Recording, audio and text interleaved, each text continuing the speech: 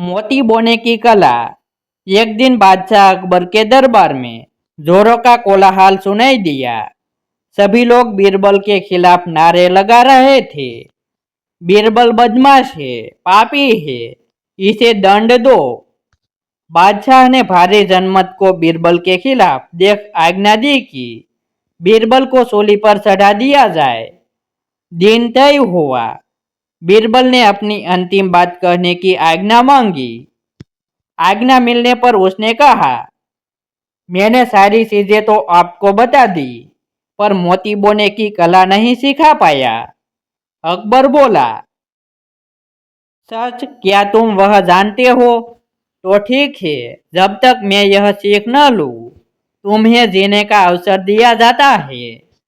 बीरबल ने कुछ विशेष महलों की ओर इशारा करते हुए कहा, इन्हें ढहा दिया जाए, क्योंकि इसी जमीन में उत्तम मोती पैदा हो सकते हैं।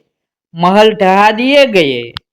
ये महल बीरबल की झूठी शिकायत करने वाले दरबारियों के थे। वहां बीरबल ने जो बो दिए। कुछ दिन बाद बीरबल ने सभी से कहा, कल सुबह ये पौधे मोती पैदा करेंगे। अगले दिन सभी आए। ओस की बूंदें जौ के पौधों पर मोती की तरह चमक रही थी। बीरबल ने कहा, अब आप लोगों में से जो निरपराधी दूध का धूला हो, इन मोतियों को काट ले। लेकिन यदि किसी ने एक भी अपराध किया होगा, तो ये मोती पानी होकर गिर जाएंगे। कोई आगे न बढ़ा, लेकिन अकबर समझ गए कि गलतियां तो सभी से होती है। बादशाह ने बीरबल को मुक्त कर दिया।